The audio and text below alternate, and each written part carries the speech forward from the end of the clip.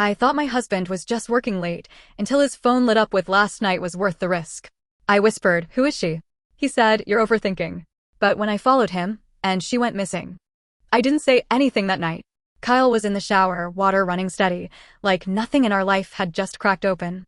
I stood there in the kitchen, his phone still warm in my hand, staring at that message like it might disappear if I gave it enough time. It didn't. It stayed there, quiet and sharp, like it belonged. Last night was worth the risk. Not even subtle. I didn't open the conversation. I didn't scroll. I didn't need more proof.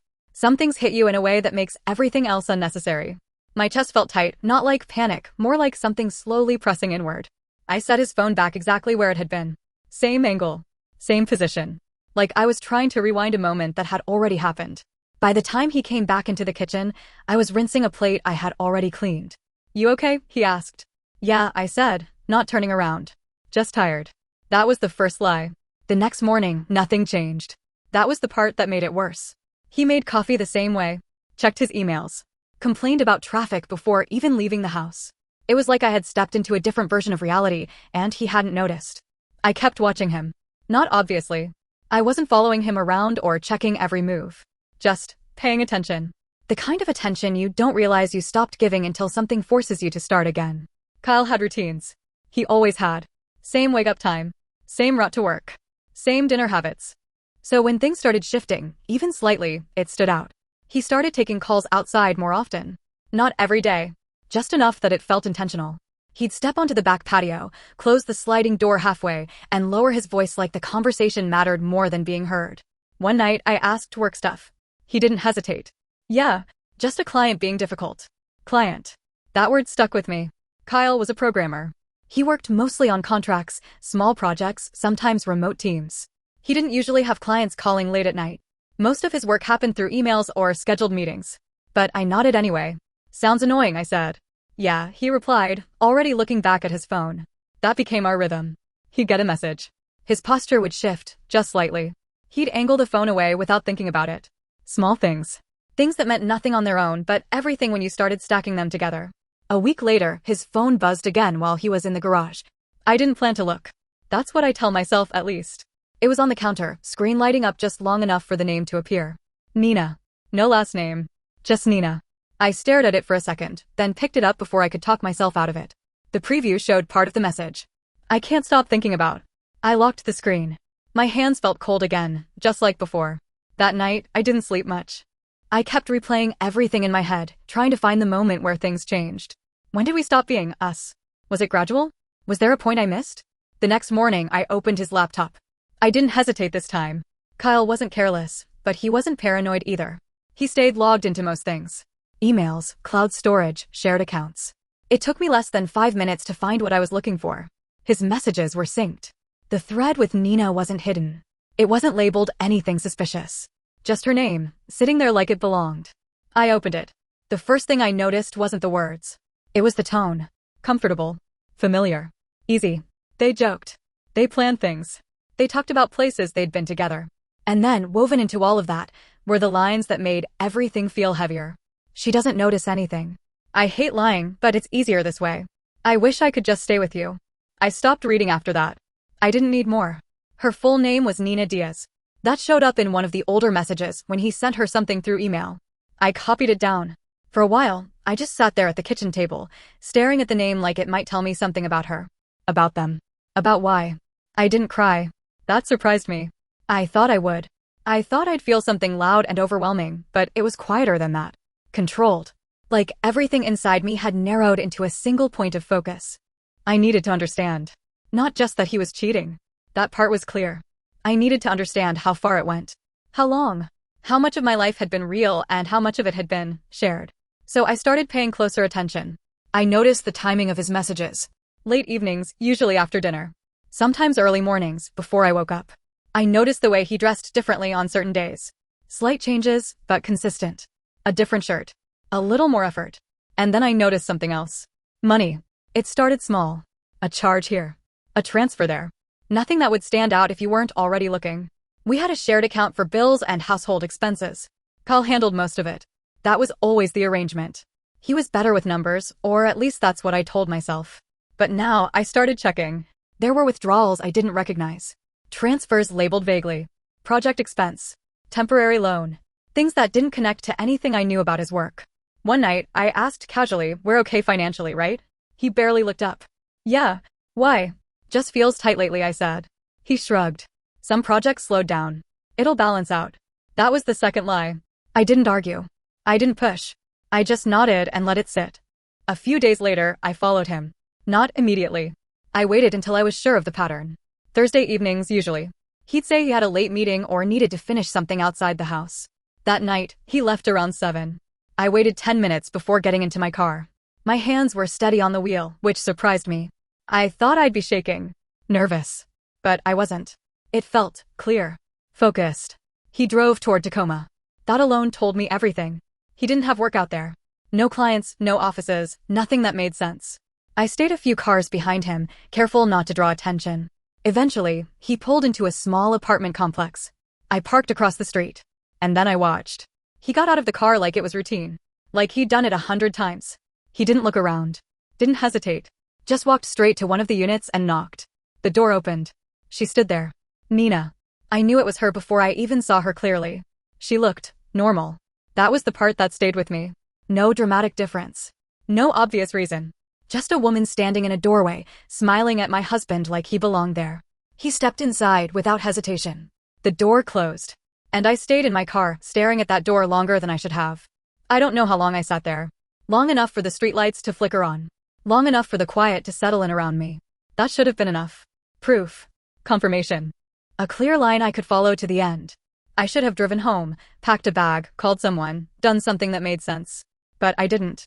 I went back again. Not every day. Just when the pattern repeated. I started memorizing things. The way the lights in her apartment turned on in the evening. The way his car looked parked outside, like it belonged there just as much as it did at our house. It became a routine I never planned to have. Watching. Waiting. Trying to understand something that didn't have a clean answer. And then one night, everything shifted. It was raining. Not heavy, just enough to blur the edges of everything. The kind of rain that makes the world feel quieter than it actually is. Kyle's car wasn't there when I arrived. But hers was. I sat there for a minute, engines still running, staring at the building like it might give me some kind of signal. It didn't. And for the first time, I did something I hadn't done before. I got out of the car. I didn't plan it. I didn't think it through. I just stepped out into the rain and walked toward her door. Each step felt louder than it should have. By the time I reached the entrance, my heart was beating fast enough that I could feel it in my throat. I told myself I just wanted to see her up close. Just confirm she was real. That this wasn't something I had built in my head. But deep down, I knew that wasn't the only reason. I needed answers. And for the first time, I wasn't willing to wait for them. I stood outside her door longer than I should have. The rain kept falling, soft but steady, tapping against the metal railing beside me like it was counting down something I wasn't ready for. My hand hovered near the door, not quite knocking, not quite pulling away. Then it opened. Not because I knocked. Not because she saw me through a window. She was already coming out. We froze at the same time. Up close, she looked younger than I expected. Not dramatically, just enough that it made something in my chest tighten. Her eyes moved over my face slowly, like she was putting pieces together in real time. She knew. I didn't say anything at first. I didn't trust my voice. I didn't trust what might come out if I let it. But silence stretched too long and I broke it. "I know who you are." My voice came out calmer than I felt. She swallowed, then nodded slightly. "Yeah. I figured you might." There was no anger in her voice. No defensiveness. Just something quiet. Careful. Rain hit the pavement behind us. A car passed somewhere down the street. Everything felt too normal for what was happening. "He told me you two were basically over," she said. I let out a short laugh. It didn't sound like mine. "He told me he was working late." That landed between us. Heavy. She looked down, her shoulders tightening just a little. And that's when I noticed something I hadn't seen from the car. She wasn't comfortable. Not just guilty. Not just caught. Uneasy. "He's not here tonight," she added quickly. I told him not to come. "Why?" The word came out sharper than I intended. She hesitated. Her eyes flicked toward the street, then back to me. "I found out something," she said. "About money. About things he didn't tell me." That pulled my attention in a different direction. "What things?" She shook her head immediately, like she regretted even starting. "It's complicated." I stepped closer, not aggressive, just enough that she couldn't retreat into the doorway. "Try me." Another pause. Then she exhaled slowly, like she was making a decision she wasn't sure about. "He's been asking me for money," she said quietly. At first it was small. Just help with something temporary. Then it got bigger. My stomach dropped. How much? She didn't answer right away. Enough that I noticed, she said finally. That wasn't an answer, but it told me enough. He told me he had some projects that needed extra funding, she continued. That things would stabilize. That he'd pay me back. I felt something cold settle in my chest. He told me we were barely getting by, I said. Her head snapped up. What? He said work was slow. That we needed to cut back. We stared at each other, both of us doing the same thing at the same time, rebuilding the same man in our heads, piece by piece, and realizing neither version matched. That doesn't make sense, she said softly. No, I replied. It doesn't. For a moment, neither of us spoke. Then I asked, where is he? I don't know, she said quickly. He stopped answering my messages this afternoon. There was something in her voice now. Not just confusion. Something sharper. Fear. You're scared, I said. She didn't deny it. I think something's wrong, she admitted. The way she said it made the air feel heavier. What do you mean? She hesitated again, but this time it wasn't about whether to speak. It was about how much. He's been different lately, she said. More intense. Pushing for money faster. Getting frustrated when I asked questions. I watched her carefully. And tonight? I asked.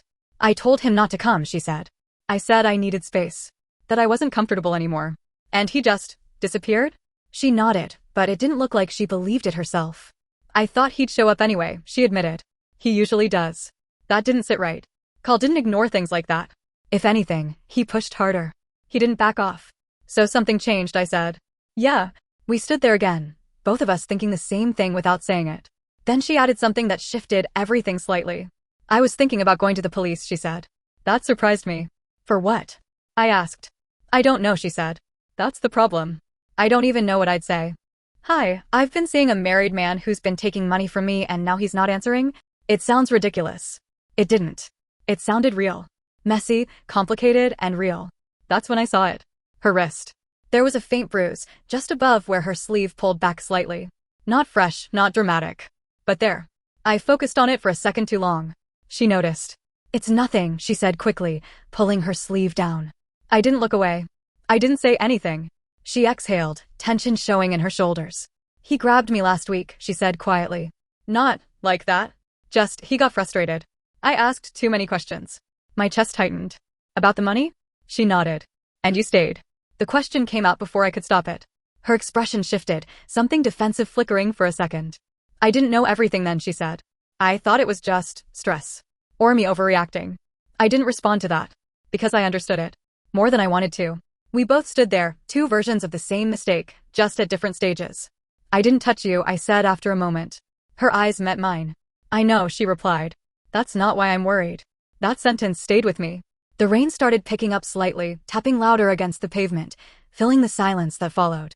I think he's in something, she added quietly. Something he's not telling either of us. What kind of something? I don't know, she said. But it doesn't feel small. I thought about the transactions. The vague explanations. The way he avoided details lately. It lined up too well. We need to talk to him, I said. I've been trying, she replied. He's not answering. I pulled my phone out, dialed his number. Straight to voicemail. I tried again. Same result. That's not normal, I said. No, she agreed. It's not. For the first time since I got there, I felt something close to unease that wasn't just about the affair. Something was off. And we were both standing in the middle of it, trying to figure out which part of our lives had been real. I'm going to find out where he is, I said. She nodded slowly. If you hear from him, I added, call me. She hesitated. I don't have your number. I took her phone, typed it in, handed it back. For a second, our hands brushed. It felt strange. Not hostile. Not friendly. Just connected in a way neither of us wanted. I'm Laura, I said. Nina, she replied, like I didn't already know. Of course I did. I turned and walked back toward my car. The rain soaked into my jacket, but I barely felt it. My mind was already moving ahead, trying to piece things together. Money. Lies. Disappearing. None of it fit cleanly. And Kyle not answering his phone. That part bothered me more than anything. I got into my car, sat there for a moment, staring at her building again. The light in her apartment flicked on. She was still there. At least for now. I drove home slower than usual, my thoughts running in circles that didn't quite connect. By the time I pulled into the driveway, Kyle's car still wasn't there. The house felt different when I walked in. Quieter. Not empty. Just wrong. I stood in the living room for a minute, listening to nothing. Then I went straight to his office. His laptop was gone. That stopped me. Kyle didn't take his laptop out at night. He worked from home most of the time. If he had something to do, he did it there. I opened the desk drawer. A few folders were missing. Not everything. Just enough to notice. My chest tightened again. This wasn't just cheating anymore. Something else was happening. Something I didn't fully understand yet. And somehow, I had the feeling I had already stepped too far into it to walk back out clean. Carl didn't come home that night. I stayed awake longer than I should have, sitting on the couch with the lights off, watching the reflection of passing cars move across the window like something might change if I waited long enough. It didn't. Around 2 in the morning, I stopped pretending I was waiting for him and went to bed. I didn't sleep. By the time morning came, everything felt heavier. Not dramatic, just settled. Like whatever was happening had moved past the point of being simple. I checked my phone before I even got out of bed. No messages from Kyle. Nothing from Nina either. For a second, I considered texting her. Just to check. Just to confirm she was still there, still real, still part of the situation that was starting to feel unstable. I didn't. Instead, I went through the routine. Shower. Coffee. Get dressed. The same motions I'd done 1,000 times before, except now everything felt slightly out of place, like I was performing it instead of living it. At work, I couldn't focus. Files sat open on my screen untouched. Emails blurred together. I kept checking my phone, even when I knew nothing new would be there. Around mid-morning, Megan noticed. "You look off," she said, leaning against the edge of my desk. "I didn't sleep," I replied. "That obvious?" "Yeah." She studied me for a second. "You want to talk about it?" I almost said yes. It sat right there, ready to come out. The message. The apartment. The conversation in the rain. Everything. But I didn't. "Just stress," I said. "Nothing big." She didn't look convinced, but she didn't push. "Take a break if you need to," she said before walking away. I nodded, even though I knew I wouldn't. By noon, I couldn't sit still anymore. I stepped outside, pulled out my phone, and called Kyle again. Voicemail. I stared at the screen for a second, then tried Nina. It rang twice. Then went dead. Not voicemail. Just cut off. I tried again. Same thing. Something tightened in my chest. That wasn't normal. I stood there for a moment, trying to convince myself there was a simple explanation. Bad signal. Dead battery. Something ordinary.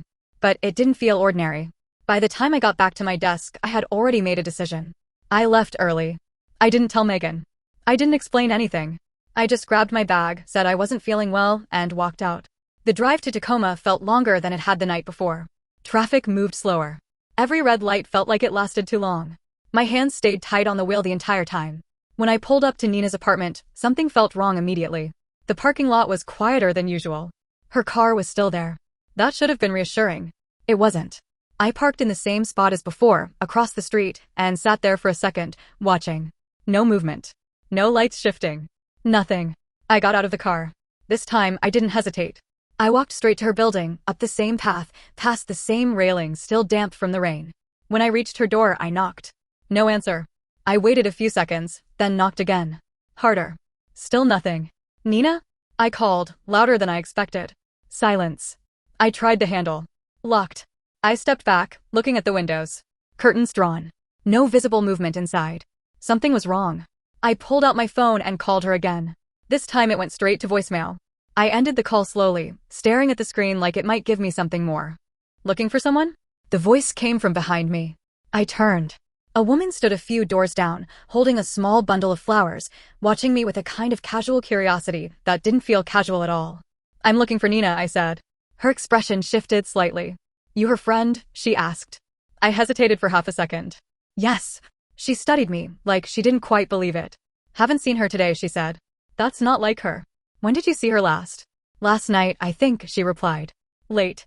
She was talking to someone outside." My chest tightened. "Do you know who?" She shook her head. Couldn't see clearly. It was raining. That lined up. "What about this morning?" I asked. The woman frowned slightly. "Actually," she said slowly. "I heard something early. Like a door shutting hard. Thought it was just someone leaving." "What time?" "Maybe 6? 6:30. I did the math in my head. That was hours after I left. "Did you see who it was?" I asked. "No," she said. "Just heard it." I nodded slowly. "Thanks." She didn't move right away. Just kept watching me. "You sure you're just a friend?" she asked. I met her gaze. Yes. It wasn't a lie. Not really. Not anymore. She held my eyes for a second longer, then gave a small nod and turned back toward her door. I stood there for a moment, staring at Nina's apartment again. Locked. Quiet. Empty. Or at least it felt that way. I walked back to my car slowly, my mind already trying to piece things together. Last night, she was there. This morning, something happened. And now, nothing. I got in the car but didn't start it right away. Instead, I sat there, replaying everything from the night before. Her voice. I think something's wrong. The bruise. Call not answering. And now her phone going straight to voicemail. This wasn't just a situation anymore. It was a problem. A real one. I started the car and drove home. The house looked exactly the same as I left it. That almost made it worse. I went straight to Kyle's office again. His laptop was still gone. The folders were still missing. I opened his desk drawer again, this time pulling everything out instead of just looking. Papers. Old receipts. Random notes. Then I found something I hadn't noticed before. A second phone. It was tucked in the back, almost hidden under a stack of documents. My heart started pounding harder. I picked it up. It was off. I held the power button. Nothing. Dead. I plugged it in, waited. After a few seconds, the screen lit up. No passcode. That surprised me. I opened the messages first. Different contacts. Different tone. Shorter, more direct. Amounts. Dates. Requests. Nothing emotional. Nothing personal. Just transactions. I scrolled further. There were messages from Nina. Not like the ones I saw on his main phone. These were different. More tense. I can't keep sending money. You said this was the last time. Please don't show up again. My grip tightened around the phone. This wasn't just him cheating. This was him pushing her. Using her. I kept scrolling. Then I found something that made everything else fall into place. A message from an unknown number. Everything needs to be settled. No delays. No name. No context. Just that. I stared at it for a long time. Kyle wasn't just taking money from her. He was getting pressure from somewhere else. And suddenly, his disappearance didn't feel random anymore. It felt connected. I set the phone down slowly. My mind was already moving ahead. If he owed someone. If he was taking money from Nina. If he was lying to me about everything. Then whatever happened this morning wasn't an accident. And Nina disappearing. That wasn't a coincidence either. I looked around the room, at the pieces of a life I thought I understood. None of it felt stable anymore. Not the marriage. Not the money. Not even the truth. And for the first time since all of this started, I realized something I hadn't fully admitted to myself yet. I wasn't just trying to figure out what Kyle did. I was trying to figure out how far I was already involved in it. I didn't call the police right away. That's the part one keep replaying, like there was a different version of me that should have made a different choice. But I didn't. I sat there in Kyle's office, holding that second phone, reading the same messages over and over until they stopped looking like words and started feeling like something heavier. Numbers. Requests. Pressure. And Nina's messages, getting sharper, more desperate the further I scrolled. You said you'd fix this. I can't keep doing this. Please don't come here again. I set the phone down and leaned back in the chair, staring at the ceiling. This wasn't just an affair. This was something layered. Something that had been building long before I noticed it. Kyle hadn't just been lying to me. He'd been managing two separate versions of his life, pulling money from both sides, keeping everything just balanced enough that neither of us would question it too deeply. Until now. I picked the phone up again and checked the call history. The unknown number showed up multiple times. Short calls. Late at night. Early mornings. Consistent. Whoever that was, they mattered. I saved the number in my own phone without thinking about it. Then I sat there, staring at the contact name I hadn't assigned yet. I could call. I could ask. But something stopped me. Instinct, maybe. Or fear. Instead, I called Nina again. Straight to voicemail. I didn't leave a message. I just ended the call and sat there in the quiet. Minutes passed. Maybe longer. Then my phone rang. Unknown number. My chest tightened instantly. I stared at the screen, feeling that same cold pressure from before. Then I answered. Hello. Silence. Not dead air. Just someone there, not speaking. Who is this? I asked. A pause. Then a voice. Male. Calm. Flat. Is this Kyle? My grip on the phone tightened. No, I said carefully. Who's asking? Another pause. Then, tell him he's out of time. The line went dead. I sat there, phone still pressed to my ear, long after the call ended. Out of time. The words settled into something solid and heavy. This wasn't vague anymore. This wasn't just financial stress or bad decisions. Kyle was in something deeper. And now, somehow, I was part of it. I stood up abruptly, pacing the room once, trying to clear my head. Think. If someone was pressuring him. If Nina had been giving him money. If he disappeared the same night she told him not to come. Then whatever happened between them didn't end clean. I grabbed my keys. I didn't think about it too much. If I did, I might stop. I drove back to Tacoma. Faster this time. By the time I pulled into the apartment lot, there was already a police car outside. My stomach dropped. Two officers stood near the entrance, talking quietly. Another person I didn't recognize stood off to the side, arms crossed, watching everything. I parked farther away this time. For a second, I considered leaving. Just turning around, driving home, pretending I hadn't seen anything. But my body moved before I could make that decision. I walked toward the building. One of the officers noticed me immediately. "Ma'am, can I help you?" he asked. His tone was neutral, but his eyes were already assessing. "I'm looking for Nina Diaz," I said. He exchanged a quick glance with the other officer. "And you are?" I hesitated. "Friend." It felt easier this time. He nodded slowly, like he'd heard that answer before. "You might want to step over here," he said. That's when I saw it. Nina's door was open. Inside, the apartment looked wrong. Not destroyed. Not dramatic. Just disturbed enough that it didn't feel normal. Drawers slightly open. A chair out of place. Things shifted. "What happened?" I asked. The officer didn't answer immediately. "Someone reported concerns this morning," he said finally. "We're still figuring things out." "Is she here?" "No." "Do you know where she is?" He held my gaze for a second. "No," he repeated. That word landed heavier than I expected. Another officer approached us. Took a look inside, he said quietly to the first. "Nothing obvious, but it's not right." Not right. That matched what I felt the second I got here. "Ma'am," the first officer said, turning back to me. "When's the last time you spoke to her?" "Last night." That was true. About what? I hesitated. This was the moment. I could tell them everything. The affair. The money. The bruise. The second phone. The call I just received. Or I could choose what version of the truth they got. "We talked," I said.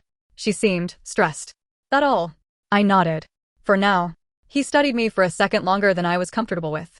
Then he gestured toward another man walking up. Older. More composed. The kind of presence that felt heavier without trying. "Detective Reed," the officer said. "This is Laura," I replied. The detective nodded slightly. "You said you spoke to her last night?" "Yes." "What time?" "Late. Around 8 or 9. And she seemed stressed?" "Yes." "Did she mention anyone else?" My heart picked up slightly. This was it. I could say Kyle's name.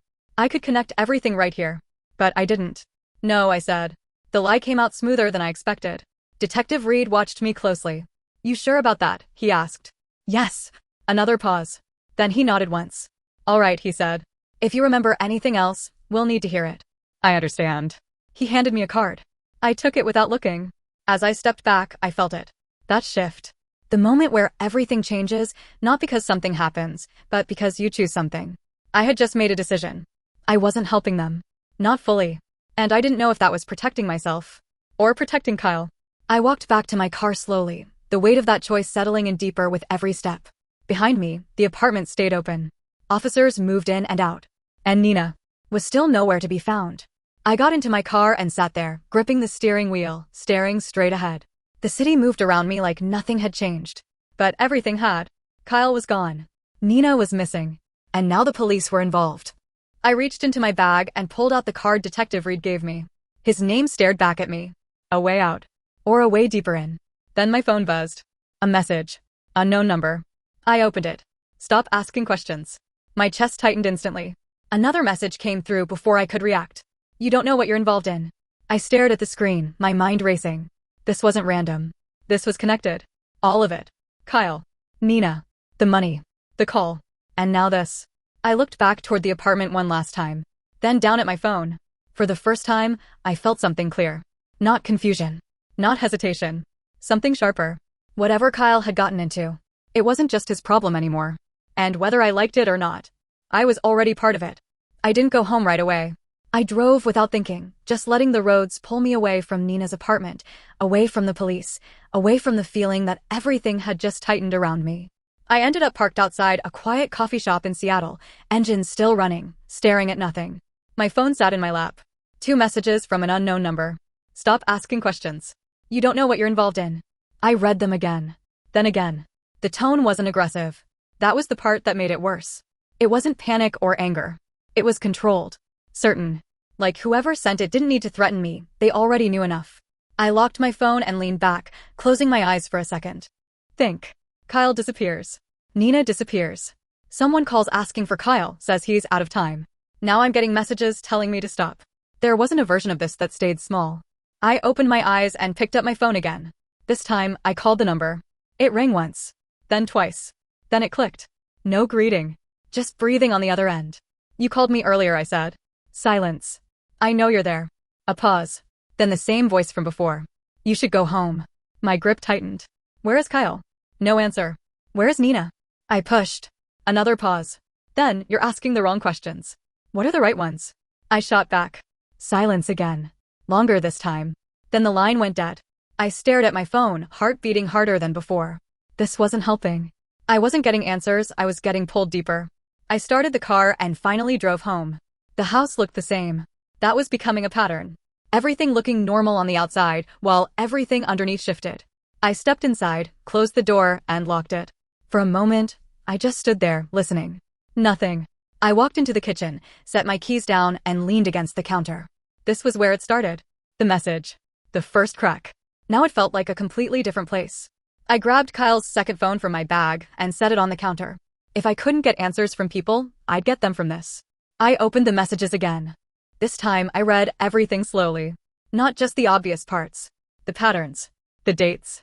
The timing. The amounts. The unknown number appeared consistently over the last few weeks. Short messages. Need confirmation. Status. No delays.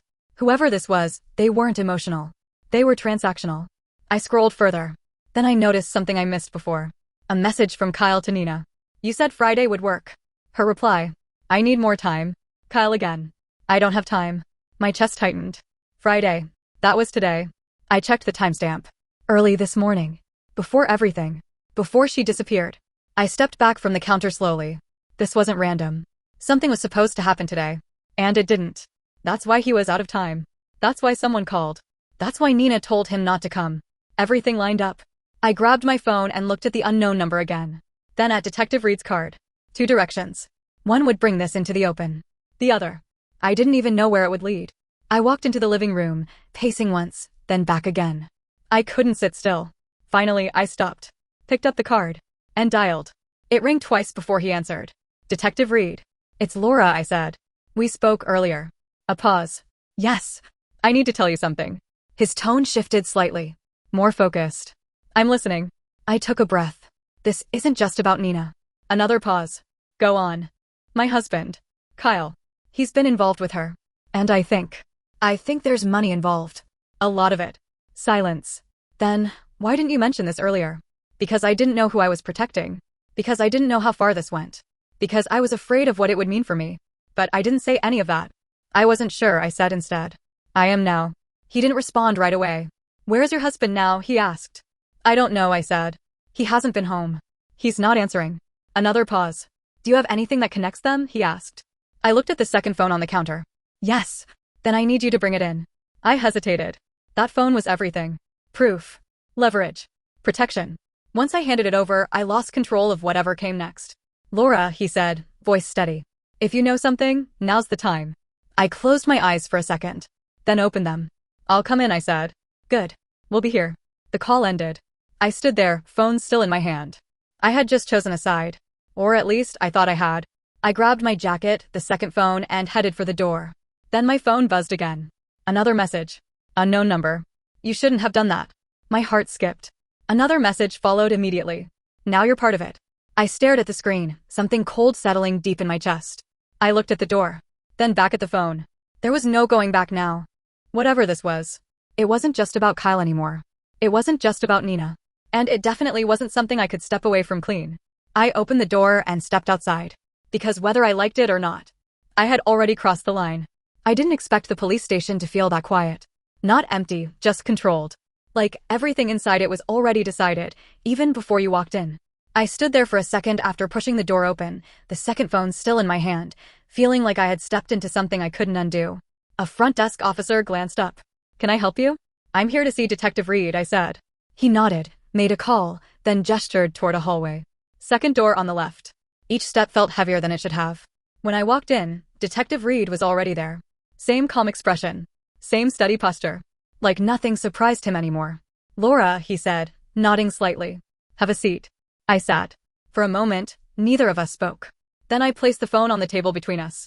This is his, I said. Kyle's. He didn't touch it right away. Just looked at it. Tell me everything, he said. This time I did. Not perfectly. Not cleanly. But enough. The messages. The money. Nina. The conversation in the rain. The bruise. The call I received. The messages telling me to stop. I left out how long I had known. That part didn't feel necessary. Reed listened without interrupting, only asking questions when something needed clarification. When was the last time you saw your husband? He asked. Yesterday evening, I said. And Nina? Last night. He nodded, making notes. This number that contacted you, he said. You still have it? Yes. I handed him my phone. He studied it briefly, then passed it to someone outside the room. We'll look into that, he said. The room fell quiet again. Then he leaned back slightly. You understand this may not be just a domestic situation, he said. I figured that out, I replied. He held my gaze. You may be contacted again, he added. And you may be asked to provide more information. I understand. But what I didn't say was this. I didn't know how much more I was willing to give. Because the moment I handed over that phone, everything shifted. Kyle wasn't just my problem anymore. He was theirs. And whatever he had gotten himself into, I had just stepped fully into it. I left the station feeling lighter and heavier at the same time. Like I had done something right, but also irreversible. The drive home was quiet. No calls. No messages. For the first time since this started, there was nothing. That should have been reassuring. It wasn't. When I got home, the house felt exactly the same. That familiar, unsettling normal. I walked into the kitchen, set my bag down, and just stood there. Waiting. For something. Anything. Hours passed. Then, late that evening, my phone rang. Detective Reed. I answered immediately. Laura. His voice was different. Not rushed. Not panicked. Just certain. We found your husband, he said. My breath caught. Where? A pause. Alive, he said. But not where he expected to be. That didn't answer anything. What does that mean? I asked. It means he's been avoiding more than just you, Reed replied. And we have reason to believe he was trying to leave. Leave? I repeated. With money that didn't belong to him. That part made sense. Too much sense. And Nina? I asked. Another pause. We found her too. My grip tightened on the phone. Is she? She's alive, he said. I closed my eyes for a second, the tension in my chest easing just slightly. But, he continued, she left. What do you mean she left? She packed what she could and got out early this morning, he said. We confirmed through a neighbor and security footage. She wasn't taken. I leaned against the counter, trying to process that. She just disappeared? She chose to, he said. Likely because she realized what she was involved in. That matched what she told me. I think something's wrong. She wasn't wrong. So Kyle didn't, I started. No, Reed cut in. This wasn't that kind of situation. I let out a slow breath. Relief. But not the kind that made anything better. What happens now? I asked. We're still investigating, he said. But from what we've seen so far, your husband was under pressure. Financial. Possibly from multiple sources. He tried to cover it by pulling money from people close to him. Me. Nina. Anyone he could. He ran out of time, Reed added. That phrase again. Out of time. Will he be charged? I asked. That depends, he said. But he's not walking away from this clean. Neither am I thought. We ended the call shortly after. I set my phone down and stood there in the quiet. Kyle was alive. Nina was gone. And whatever this was, it was over. Or at least, the part one could see was. A few days later, I got a message. Not from Kyle. From Nina. A new number. I'm okay. That was it. No explanation. No apology. No questions. Just that. I stared at the message for a long time. Then I typed back. Good. I didn't ask where she was. I didn't ask what she planned to do. Some things didn't need to be reopened. Kyle tried to call me later that week. I didn't answer. He left a voicemail. I didn't listen. Whatever he had to say. I already knew enough. The truth wasn't something he could fix with words. Weeks passed. The house felt quieter, but cleaner somehow. Not better. Just clearer. Like something that had been sitting underneath everything was finally exposed. I went back to work. Sat at the same desk. Talked to the same people. But it didn't feel the same. Because I wasn't the same. I knew things now. About him. About myself. About how easy it is to ignore something until it becomes impossible to ignore. And about how staying quiet can change everything. Sometimes I think about that moment in the station. When I decided to tell the truth. Or at least, part of it. If I hadn't, would anything have changed? Would Nina still have left? Would Kyle still have been found? Or would I still be sitting here, pretending none of it was real? I don't have a clean answer. And I don't think I ever will. Because the truth is, I didn't just uncover what he was doing. I chose how much of it mattered. I didn't just lose my marriage. I lost the version of myself that believed everything was fine just because it looked fine. And the worst part? I still don't know if telling the truth made me stronger. Or just proved how long I was willing to stay silent. So I guess the question is, if you were me, would you have told everything from the beginning? Or kept just enough quiet to protect yourself?